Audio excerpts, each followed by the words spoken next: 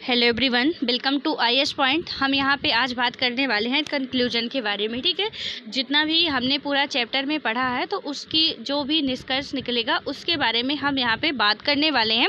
But इसको चर्चा करने से पहले थोड़ा सा ये टॉपिक हमारा रह गया था जिसको हम अभी कवर करेंगे, देन उसके बाद कंक्लूजन पे आएंगे। ठीक है, तो यहाँ पे क्या बात की गई थी कि जन सुविधा के रूप में पर्यावरण। तो इसमें क्या कहा गया है कि हाल के वर्षों में न्यायालयों ने पर्यावरण से जुड़े मुद्दों पर कई कड़े आदेश दिए हैं। ऐसे कई आदेशों से लोगों की रोजी रोटी पर भी बुरा असर पड़ता है। ठीक है, तो यहाँ पे क्या बात की गई है कि प्रेजेंट टाइम में, यानी कि जबकि ये बुक है तो क्या बात की गई कि हाल के वर्षों में न्यायालयों ने पर्यावरण से जुड़े मुद्दों पर कई कड़े आदेश दिए हैं। ऐसे कई आदेशों से लोगों की रोजी रोटी पर भी क्या होता है, बुरा प्रभाव पड़ता है। अब देखते हैं कौन कौन से आदेश हैं जिससे कि लोगों की रोजी रोटी पर बुरा प्रभाव पड़ता है।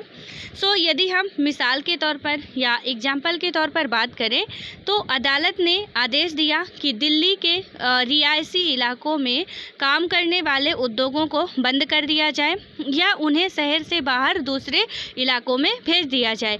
इनमें से कई कारखानों आसपास के वातावरण को दूषित कर रहे थे।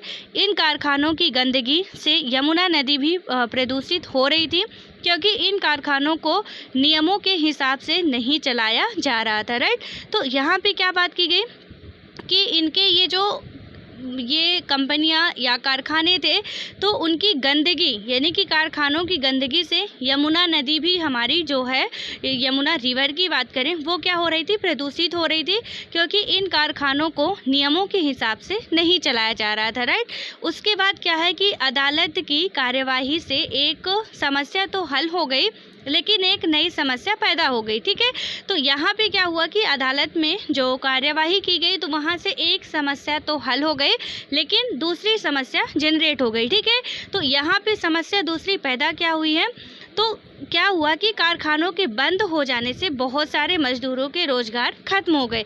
यानी कि जहाँ पे जो उसमें बात की गई ना कि कानून तो लाया गया लेकिन लोगों की रोजी रोटी पर उसका असर पड़ा, यानी कि बुरा असर पड़ता है। ठीक है, तो क्या हुआ कि वहाँ पे कारखाना यदि बंद किया गया तो बहुत से ऐसे मजदूर थे जिनका कि जो भी डेली का गुजर बसर चलता था वहाँ से वो बंद हो गया। बहुतों को दूर दराज के इलाकों में जाना पड़ा जहाँ उन कारखानों को दोबारा चालू किया गया था। अब प्रदूषण की समस्या इन नए इलाकों में पैदा हो रही है। ये इलाके प्रदूषित होने लगे हैं। मजदूरों की सुरक्षा संबंधी स्थितियों का मुद्दा अभी वैसा का वैसा है। ठीक है, तो यहाँ पे यदि गवर्नमेंट एक के लिए काम कर रही है सीधे तौर पे तो दूसरे को क्या हो रहा है कि कहीं ना कहीं हानि हो रही है। ठीक है, तो इसमें गवर्नमेंट को क्या करना चाहिए कि दोनों ही तरीके से, यदि एक देख के ना कि एक पक्ष देख के कि चलो कारखाने की वजह से प्रदूषण हो रहा है तो हम कारखाने को ही बंद कर देते हैं, यहाँ पे दूसरा एंगल भी देखना चाहिए कि यदि कारखानों की वजह से हमारी नदियाँ प्रदूषित हो रही हैं, हमारा जो इन्वायरमेंट है वो प्रदूषित हो रहा है, तो उसके रोकने के लिए कुछ ऐसे उपाय किए जाएं जिनसे कि कारखाना भी बंद ना हो, यानी कि लोग बेरोजगार भी ना हो और ये प्रदूषण भी कम हो। ठीक है, हालांकि ऐसा नहीं कि बिल्कुल टोटल ही बंद कर देंगे, बट ये हो कि कम हो, जितना ज़्यादा हो रहा है वो ज़्यादा ना हो, कम मात्रा में हो। उसके बाद क्या है कि भारत में पर्यावरणीय मुद्दों पर हुए ताज़ा अनुसंधानों से यह बात सामने आई कि मध्य वर्ग के लोग पर्यावरण की चिंता तो करने लगे हैं लेकिन वे अक्सर गरीबों की पीड़ा को ध्यान में नहीं रखते हैं। यानी कि क्या बात की गई कि वो मध्य वर्ग की चिंता तो करते हैं लेकिन गरीबों का ध्यान नहीं रखते हैं, इसलिए उनमें से बहुतों को यह तो समझ में आता है कि शहर को सुंदर बनाने के वास्ते बस्तियों को हटाना चाहिए या प्रदूषण फैलाने वाली फैक्ट्रियों को शहर के बाहर ले जाना चाहिए, लेकिन यह समझ में नहीं आता कि इससे बहुत सारे लोगों की रोजी रोटी भी खतरे में पड़ सकती है। ठीक है, जहां एक तरफ क्या होता है कि स्वच्छ पर्यावरण के बारे में जागरूकता बढ़ रही है, वहीं दूसरी तरफ मजदूरों की सुरक्षा के बारे में ज़्यादा लोग चिंता नहीं जता रहे हैं। यानी कि क्या बात की जा रही है, ये सारे जितने भी मुद्दे हैं आपको याद रखने हैं। तो यहाँ पे क्या बात की जा रही है कि जहाँ एक तरफ स्वच्छ पर्यावरण के बारे में जागरूकता बढ़ रही है। ठीक है, जब आप कहीं पे निबंध लिख रहे हो पर्यावरण से रिलेटेड, तो वहाँ पे आप इसको मेंशन कर सकते हो, या कि कोई भी हमारा ज्योग्राफी का क्वेश्चन आता है वहाँ पे भी हम क्या कर सकते हैं, लिख सकते हैं। कोई हमारे गवर्नमेंट से रिलेटेड आता है, उनके कार्य जो भी कार्यभार है उनसे रिलेटेड, तो वहाँ पे भी हम इसको मेंशन कर सकते हैं। ठीक है, कि क्या होता है कि गवर्नमेंट जो काम कर रही है, यानी कि एक तरफ क्या होता है कि स्वच्छ पर्यावरण के बारे में जागरूकता जो है वो बढ़ रही है, काफ़ी अच्छा काम है ये। वहीं दूसरी तरफ क्या हो रहा है कि मजदूरों की सुरक्षा के बारे में लोग ज़्यादा चिंता नहीं जता रहे हैं। अब चुनौती ऐसे समाधान ढूंढने की है जिनमें क्या बात की गई है कि स्वच्छ वातावरण का लाभ सभी को मिल सके।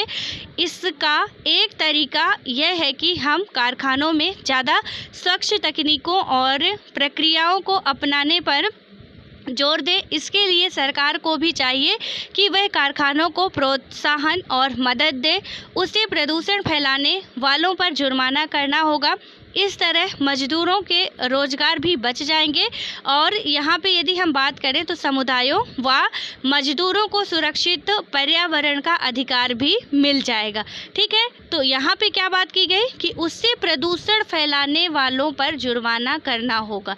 यानी कि सीधे तौर पे यदि हम बात करें तो इसका जो तरीका बताया गया है कि हम कारखानों में ज़्यादा स्वच्छ तकनीकों और प्रक्रियाओं को अपनाने पर जोर दें। ये बात आप याद रखिएगा। ठीक है, तो यहाँ पे क्या होगा, आप यहाँ पे सजेशन दे रहे हो, यदि हम आंसर लिख रहे हैं तो वहाँ पे हम ऐसा कुछ अपने जो सजेशन होते हैं डाल सकते हैं कि ऐसा करना चाहिए। तो क्या हो सकता है कि हम कारखानों में ज़्यादा स्वच्छ तकनीकों और प्रक्रियाओं को अपनाने पर जोर दें। इसके लिए सरकार को भी चाहिए कि वह कारखानों को प्रोत्साहन और मदद दे। उसे प्रदूषण फैलाने वालों पर जुर्माना करना होगा। इस तरह मजदूरों के रोजगार भी बच जाएंगे और समुदायों व मजदूरों को सुरक्षित पर्यावरण का अधिकार भी मिल जाएगा। यानी कि इस तरह में क्या होगा कि ना तो मजदूरों को ही ज़्यादा हानि होगी और ना ही कारखाना बंद करना पड़ेगा, और हमारा इन्वायरमेंट भी कुछ हद तक सेफ रहेगा। ठीक है, तो कुछ ऐसे कानून लाने चाहिए, ऐसे नहीं कि आप एकाएक बंद ही कर दो, कि एक तो कुछ करो ही ना और कर रहे हो तो फिर बंद कर दो, तो ये कोई समस्या का समाधान नहीं हुआ। ठीक है, जैसे कि अब आप अपने से ही सोचिए कि हम पढ़ रहे हैं और यदि किसी ने हमको थोड़ा सा डांट दिया, तो एक तो हम मान लीजिए कि मैं आपको पढ़ा रही हूँ, मैंने कोई होमवर्क दिया और आपने नहीं किया, और मैंने डांट दिया कि आप पढ़ाई नहीं करते हो ये वो, तो आपने क्या किया, पढ़ना ही बंद कर दिया। मतलब उसको सुधारने की जगह है कि हम ऐसा कुछ करें कि डांट भी ना मिले और हम पढ़ भी लें, मैडम की बात भी मान लें। तो उसको यदि आप सुधार लेते हो थोड़ी सी मेहनत से, तो वहाँ पे सारा काम सही हो सकता है। लेकिन हमने क्या किया कि पढ़ना ही बंद कर दिया। अब पढ़ना ही बंद कर दिया तो मैडम की तो जो जॉब थी वो चली गई, क्योंकि जब बच्चे नहीं हैं वो पढ़ाएगी किसको। ठीक है, और वहाँ पे आपकी जो लाइफ का है वो भी पूरा ख़त्म हो गया। यानी कि यहाँ पे वही हुआ कि कारखाना यदि आप बंद कराते हो तो कारखाने वाले की इनकम जो है वो तो डल हो गई, और उसके बाद मजदूरों की भी पूरी जो रोजी रोटी का सवाल था वो भी ख़त्म हो गया। इसलिए हमें ऐसा कदम उठाना चाहिए जिससे कि ना यदि ज़्यादा लाभ नहीं हो सकता है तो ज़्यादा हानि भी ना हो, बस इक्वल रहे। ठीक है, तो कुछ ऐसे कार्य करने चाहिए सरकार के द्वारा, और यदि सरकार कुछ कर रही है तो उसमें हम सजेशन दे सकते हैं कि और बेहतर तरीके से किस तरह वो काम कर सकती है। ठीक है, अब आते हैं कंक्लूजन में। यहाँ पे क्या बात की गई है कि चाहे बाजार हो, दफ्तर हो या कोई कारखाना हो, बहुत सारी स्थितियों में लोगों को गलत तौर तरीके से बचाने के लिए कानून जरूरी होते हैं। ठीक है, निजी कंपनियां, ठेकेदार, व्यवसायी आदि ज़्यादा मुनाफे कमाने के चक्कर में गलत हथकंडे भी अपनाने लगते हैं। उदाहरण के तौर पर वे मजदूरों को कम मेहनताना देते हैं, बच्चों से काम करवाते हैं, काम की स्थितियों यानी कि यदि हम बात करें तो काम की स्थितियों पर ध्यान नहीं देते और या कि पर्यावरण का ख्याल नहीं रखते, और इस तरह आसपास के लोगों को भी नुकसान पहुंचाते हैं। ठीक है, तो उसके बाद अब हम बात करें, हालांकि ये सब कुछ हम समझ चुके हैं पहले ही कि क्या कैसे कंडीशन है। देन उसके बाद क्या है कि ऐसे में क्या होता है कि सरकार की एक अहम जिम्मेदारी यह बनती है। अब गवर्नमेंट पे यदि सवाल आ रहा है तो हम ऐसे लिखें कि ये भी एक बहुत बड़ा मुद्दा है। ठीक है, तो हम यदि जियोग्राफी या पॉलिटी का क्वेश्चन लिख रहे हैं तो वहाँ पे यदि जियोग्राफी के बारे में कुछ मेंशन करते हैं तो कोई गलत नहीं होगा। एग्जामिनर को ये लगेगा कि ये मज़ा हुआ स्टूडेंट है। यानी कि ये अच्छा खासा नॉलेज वाला स्टूडेंट है, मतलब इसको हर एक चीज़ की इंटरलिंकिंग बहुत अच्छे तरीके से आती है। ठीक है, तो यहाँ पे क्या हुआ कि सरकार में या कि ऐसे में सरकार की एक अहम जिम्मेदारी यह बनती है कि वह निजी कंपनियों को, यानी कि निजी कंपनियों के गलत तौर तरीकों को रोकने और सामाजिक न्याय प्रदान करने के लिए कानून बनाए, उनको लागू करे और उन पर निगरानी रखे।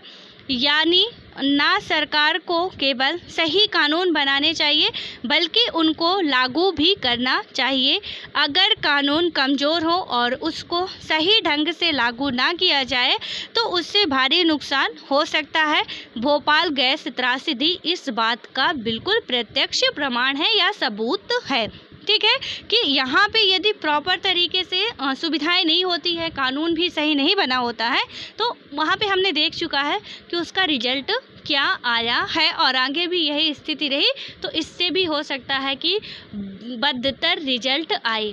ठीक है, उसके बाद क्या हुआ कि इस दिशा में सरकार की तो जिम्मेदारी बनती ही है, आम लोग भी दबाव डालकर निजी कंपनियों और सरकार दोनों को, यानी कि हम बात करें तो समाज के हित में काम करने के लिए बाध्य कर सकते हैं। जैसा कि हमने पहले देखा, पर्यावरण एक ऐसा विषय है जहां लोगों ने जनहित के लिए दबाव डाला और न्यायालयों ने भी स्वास्थ्य पर्यावरण के अधिकार को मौलिक अधिकार के रूप में जीवन का अभिन्न अंग माना है। ये हम बातें कर चुके हैं और इस अध्याय में हमने इस बात पर भी जोर दिया है कि लोगों को इस बात के लिए आवाज़ उठानी चाहिए। ठीक है, लोगों को भी जागरूक होना चाहिए, वरना सरकार कुछ नहीं कर पाएगी और ना ही करती है। ये हम 6th क्लास से ही बात कर रहे हैं कि जब तक हम नहीं जागेंगे हमारा लोकतंत्र भले ही है, वहाँ कुछ नहीं होने वाला है। ठीक है, तो यहाँ पे क्या बात की जा रही है कि लोगों को भी इस बात के लिए आवाज़ उठाना चाहिए कि स्वास्थ्य वातावरण की सुविधा सबको मिले। इसी तरह मजदूर अधिकार यानी काम का अधिकार, सही मेहनताना और मानवोचित कार्य स्थितियों का अधिकार के क्षेत्र में भी अभी हालात काफ़ी खराब है। लोगों को इस बात के लिए आवाज़ उठानी चाहिए कि कामगारों के अधिकारों की रक्षा के लिए सख्त कानून बनाए जाए ताकि सबको जीवन का अधिकार मिल सके। ठीक है, तो यहाँ पे क्या बात की गई कि लोगों की भी कुछ रिस्पॉन्सिबिलिटी होती है। यदि आपको कोई चीज़ ज़रूरत है तो आपको उसके लिए आवाज़ उठाना पड़ेगा। ठीक है, वहाँ पे ऐसा नहीं है कि यदि हमको भूख लगी है तो हम सोचें कि अब वो किचन में खाना रखा है, वो आके हमारे पेट में चला जाए, पाचन हो जाए, सब कुछ हमको एनर्जी मिल जाए, तो ऐसा नहीं होता। हमको उठ के जाना पड़ता है, उसको थाली पे निकालना पड़ता है, हाथ से उठा के मुँह में डाल के चबाना पड़ता है, उसके बाद निगलना भी पड़ता है। ठीक है, तो काम हमको करना पड़ता है, भले ही पका पकाया रखा वो नहीं मिलने वाला हमको। यानी कि हमको अपने हक की लड़ाई लड़नी है। यदि हमको लग रहा है कि कहीं पे भी बुरा हो रहा है तो हमको आवाज़ उठानी चाहिए। अब वो चाहे सामाजिक रूप से आपको कहीं पे भी बुराई दिख रही है, राजनीतिक रूप से दिख रही है, आर्थिक रूप से दिख रही है, या कि हम बात करें तो अपने पर्यावरण में भी हमको कहीं पे भी किसी भी तरह से आपको यदि हानि हो रही है, तो यदि आपको लगता है जो भी नियम कानून है उसके तहत कि हमको ये करना चाहिए तो बेशक करना चाहिए। इसमें कोई शर्म की बात नहीं है, कोई डर की बात नहीं है। एक आवाज़ उठाएगा तभी हमारे देश का सुधार हो पाएगा। ठीक है, क्योंकि यदि आप आवाज़ उठाते हो, यहाँ पे समस्या सबको होती है। एक बात हमेशा आप ध्यान रखिएगा कि समस्या हम सभी को होती है। यदि कोई भी कानून या लॉ बनाए जाते हैं तो वहाँ पे किसी एक को प्रॉब्लम्स नहीं होती है, समस्या सबको होती है। यदि जातिगत भेदभाव आपको झेलना पड़ रहा है तो आपके दोस्त को भी झेलना पड़ रहा है। ठीक है, लेकिन सोचते सब ये बात है कि, और समस्या यहाँ पे सबसे बड़ी क्या होती है कि हम सब सोचते क्या है, अरे मैं क्यों सबसे पहले जाऊँ, सब झेल रहे हैं मैं भी झेल लेती हूँ या झेल लेता हूँ। ठीक है, बस यही हमारी मेंटलिटी बनी हुई है और यही वजह है कि हम लोग कुछ करते नहीं हैं। और जब तक करेंगे नहीं तो हमको सही न्याय मिलेगा नहीं। करने के बाद भी तो आप देख रहे हैं कितना समय लग जा रहा है। ठीक है, और अभी तक ये जितने कानून नियम बनाए गए हैं तो वो जब किसी ने आवाज़ उठाई है तभी बनाए गए हैं। हम इसी NCERT में पढ़ भी चुके हैं कि यहाँ पे यदि एक लोकतंत्र को काम करने के लिए कोई प्रेरित करता है, या कि हमारी संसद को, सरकार को काम करने के लिए कोई प्रेरित करता है, तो वो कौन है? वो भारत की जनता है, या कि किसी भी लोकतांत्रिक देश की जनता है। ठीक है। तो यहाँ पे हम कोई भी काम करने के लिए, चाहे महिला के लिए कानून बनाना हो, तो क्योंकि गवर्नमेंट को वहाँ पे हमने पूरी अच्छे तरीके से, आई होप कि मुझे अभी बताने की ज़रूरत नहीं है कि कितना सब कुछ यदि हम करते हैं, हम महिलाओं के बारे में भी चर्चा कर चुके हैं, ठीक है। तो यदि आप में से जो भी पहले के वीडियोस नहीं देखे हैं तो आप लोग प्लीज़ वहाँ जाके देखिए। ये जितने भी मुद्दे हैं महिलाओं से रिलेटेड, रोज़गार से रिलेटेड, ये सारी बातें हम समझ चुके हैं और बहुत अच्छे तरीके से आप वहाँ जाएंगे, एक एक कंसेप्ट आपका क्लियर हो जाएगा। यानी सीधे तौर पे है कि हमें कुछ चाहिए तो हमको उसके लिए आवाज़ उठानी पड़ेगी, ठीक है। हमको घर में जब छोटा बच्चा होता है, उसको घर में कुछ चाहिए होता, नहीं मिलता, वो रोने लगता है, और जैसे ही रोता हम कहते चलो ले, एक लेना था तुझे, तू 3-4 और ले ले, रोना बंद कर दे। तो ऐसे ही है कि अपने हक के लिए तो भाई लड़ना ही पड़ता है, चाहे कुछ भी हो जाए। और हम यदि बिल्कुल रईस बने बैठे रहे तो कुछ फिर होता नहीं है, ठीक है। सो आई होप कि आपको ये पूरा चैप्टर अच्छे तरीके से, पूरी जो ये क्लास के जितने भी चैप्टर थे समझ में आ गए होंगे। मैंने कोशिश हालांकि की थी कि आपको अच्छे तरीके से समझा सकूं। यदि कोई भी डाउट्स हो तो प्लीज़ आप लोग कमेंट बॉक्स में कमेंट करके पूछ लीजिएगा। अब हम अपना नेक्स्ट क्लास का जो भी पहला दूसरा चैप्टर है वो स्टार्ट करेंगे, ठीक है। सो अब मिलते हैं नेक्स्ट वीडियो में, तब तक के लिए bye bye, all the best.